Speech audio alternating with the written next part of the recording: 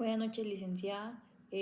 Nuestro grupo está conformado por Arnes Mendoza, Briseida Pérez y mi persona, Ana Pérez.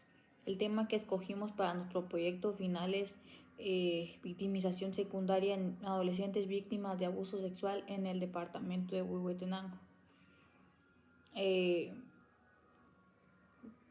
Pues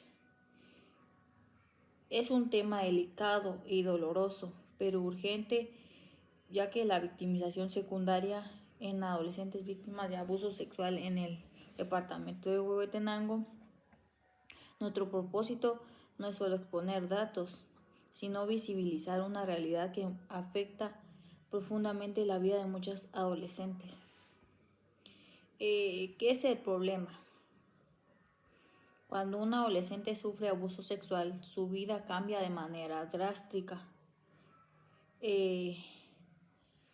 Pero lo que descubrimos es que el daño no termina ahí. Durante el proceso de denuncia, muchas adolescentes vuelven a sufrir no por el agresor, sino por las instituciones. Este fenómeno se llama victimización secundaria y aparece cuando deben repetir su testimonio varias veces. Enfrentan incredulidad, prejuicios, falta de sensibilidad y poca protección. El planteamiento del problema y objetivos. Nuestra pregunta de investigación fue muy concreta. ¿Cuáles son las formas y consecuencias de victimización secundaria en adolescentes víctimas de abuso sexual en Huehuetenango? Y nuestros objetivos fueron analizar profundamente cómo se produce esa revictimización, identificar causas institucionales y sociales, descubrir sus efectos emocionales, evaluar la respuesta de justicia, salud y educación y finalmente proponer soluciones. La justificación e importancia del estudio.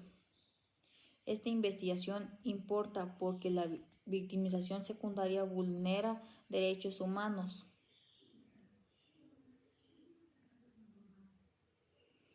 Y contradice leyes nacionales como la Ley de Protección Integral de la Niñez, Decreto 27/2003, la Ley contra la Violencia Sexual, Explotación y Trata, Decreto 9/2009. También importa porque Huehuetenango es uno de los departamentos con más denuncias de violencia sexual en adolescentes según el Ministerio Público en el 2023, pero el sistema, en lugar de aliviar el trauma,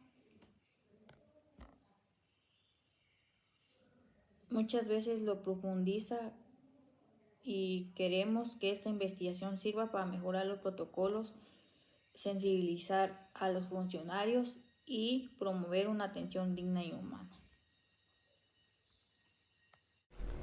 Bueno, continuando con la otra parte del proyecto, yo voy a explicar lo que es el marco teórico. Bueno, esto nos da a entender que la victimización secundaria la necesitamos para comenzar por algunos conceptos clave que fundamentan toda nuestra investigación. Como en primer lugar hablamos de la víctima, como toda persona que experimenta un daño físico, psicológico o emocional producto de un delito. Pero en victimología moderna ya no se ve a la víctima como alguien pasivo, sino como alguien con derechos, necesidades de acompañamiento y la protección. Bueno, también hablamos sobre los tipos de victimización. Estaría la victimización primaria, es el daño directo que produce el abuso sexual, afecta la integridad física, emocional, la confianza y la seguridad personal de la víctima. También hablamos de la victimización secundaria. Este es uno de los focos que hablamos en el proyecto. Este se da cuando las instituciones como la policía, el Ministerio Público, los servicios de salud o incluso la familia producen un daño adicional. Esto ocurre cuando la víctima debe repetir su testimonio varias veces, se enfrenta a prejuicios, preguntas culpabilizadoras o trato insensible. También está la victimización terciaria. Esta se da cuando la víctima internaliza el estigma y comienza a culparse por lo sucedido, como preguntas de ¿será que yo provoqué esto? Y si mejor no digo nada. Estas tres formas se entrelazan y aumentan el trauma inicial. Para analizar se entrelazan y aumentan el trauma del fenómeno, y en el cual retomamos varias teorías victimológicas. Está como la teoría del ciclo de la violencia de Walter del año 1979. Nos explica cómo el abuso ocurre en fases de tensión, agresión y aparente calma. Como en los adolescentes, este ciclo genera confusión, miedo e incluso silencio. También está la teoría de la interacción víctima-delincuente de Mendelssohn del año 1956. Nos ayuda a entender el rol del entorno, la familia, escuela y comunidad. De muchas veces el agresor es una figura cercana y eso dificulta la denuncia. Teoría de la victimización institucional. Esta es central. Nos afirma que el sistema judicial puede reabrir el trauma si no aplica correctamente protocolos de protección y entrevistas especializadas. En resumen, la victimización secundaria no surge por maldad, sino que por falta de empatía, preparación y recursos. También voy a hablar sobre el marco teórico. Guatemala cuenta con un marco legal sólido que protege a las víctimas, especialmente a las niñas y adolescentes, en las cuales algunas de las leyes más relevantes son la Constitución Política de la República de Guatemala, los artículos que dimos a conocer en el proyecto. Estos nos garantizan la dignidad humana, la protección de la niñez y el deber del Estado de resguardar la integridad personal.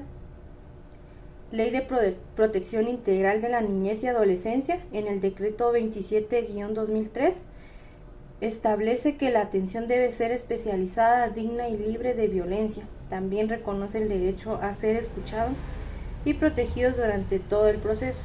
Ley contra la violencia sexual, explotación y trata, decreto 9-2009. Introduce el uso de la sala de Gesell para evitar que la víctima repita testimonios múltiples veces. Impone la atención integral y la obligación de evitar revictimización. También está el Código Penal y Código Procesal Penal. Estos regulan como los delitos del abuso sexual y también establecen derechos procesales de las víctimas. Protocolo del Ministerio Público para atención de víctimas de violencia sexual del año 2022 indica cómo debe de actuar el personal de salud, psicología, fiscalía y policía para proteger la integridad emocional de las víctimas. El principal problema no es la ausencia de leyes, sino que la falta de aplicación efectiva. También voy a hablar de la metodología. Para comprender las experiencias de revictimización utilizamos un enfoque cualitativo. ¿Por qué? Porque este tipo de temas requieren escuchar emociones, vivencias y el impacto personal, no solo estadísticas. También las herramientas que usamos fueron entrevistas semiestructuradas, casos reales que pasaron en las diferentes instituciones que ven los casos de violencia sexual. También voy a hablar de los casos, voy a mencionar los 5 casos que presentamos en el proyecto, que es de María, de 15 años. Ella fue a denunciar con su mamá, la atendieron frente a otras personas, repitió su relato 4 veces. En su comunidad dijeron que lo inventó. Empezó a aislarse y dejó de ir a clases un mes. También está el caso de Ana, de 16 años, víctima en el área rural. Denunció tarde por miedo. El fiscal cuestionó por qué esperó tanto, no pudo asistir a terapia por falta de dinero. Se sintió sola, cansada y revivía el abuso cada noche. También está el caso de Rosa, de 14 años. Su agresor fue un maestro. La escuela le pidió que no comentara nada. En la policía la entrevistaron varios hombres adultos. Sufrió vergüenza profunda y ansiedad. Tuvo que cambiarse de establecimiento. También como Lucía, de 17 años, la cuestionaron sobre su ropa, mencionando la culpabilización. Sus tíos dijeron que no debía manchar el apellido. No recibió el apoyo psicológico, sintió que denunciar no valía la pena también. Está el caso de Carolina, de 13 años. Al ver al agresor en la audiencia colapsó emocionalmente. Solo recibió 2 sesiones de terapia y siente miedo constante en caminar en su barrio. Estos son los casos que dimos a conocer en el proyecto, y este sería la segunda parte que me corresponde. Del análisis surgido 4 patrones importantes. El primero es repetición de testimonio. Cada adolescente repite su experiencia entre 3 a 5 veces. Esto reabre lo que es el trauma y genera ansiedad. Como segundo está falta de especialización. Funcionario que juzga, cuestiona o muestra incredulidad. Según el Ministerio Público del año 2023, solo el 45% está capacitado en enfoque de niñez, y género. Como número 3, consecuencias psicológicas. Está en lo que es el miedo constante, vergüenza, retraimiento social, dificultad para confiar, abandono escolar. Y como número 4 está lo que es la deficiencia estructural, falta de salas Hayes, pocos psicólogos en instituciones públicas, distancia larga desde áreas rurales, falta de seguridad después de la denuncia. Tenemos también lo que es nuestra discusión, interpretación de los hallazgos. Los resultados confirman lo que plantea la teoría de revictimización institucional. El sistema, cuando no se maneja bien, puede convertirse en un espacio de dolor, no de reparación. En Huehuetenango, además, intervienen factores socioculturales, estigma, machismo, miedo al que dirán, desconfianza histórica hacia el sistema de justicia. Esta combinación hace que muchas víctimas abandonan el proceso o tengan miedo a denunciar. Tenemos también nuestras 3 conclusiones. El primero es: la victimización secundaria en Huehuetenango es estructural. Como segundo es: las leyes existen para la implementación es deficiente. Y como número 3 tenemos: las adolescentes quedan emocionalmente desprotegidas porque el sistema no prioriza la empatía en el compañerismo. También tenemos nuestras recomendaciones y lo que es nuestro cierre también. Para reducir la revictimización proponemos habitar salas Hayes para tema único de testimonios, equipos interdisciplinarios permanentes para psicólogos y trabajadores sociales, capacitaciones obligatorias para todo el personal que atiende a las víctimas, campañas comunitarias que se tienen que impartir en español y también en idiomas mayas, reforzar redes locales de apoyo psicológicos,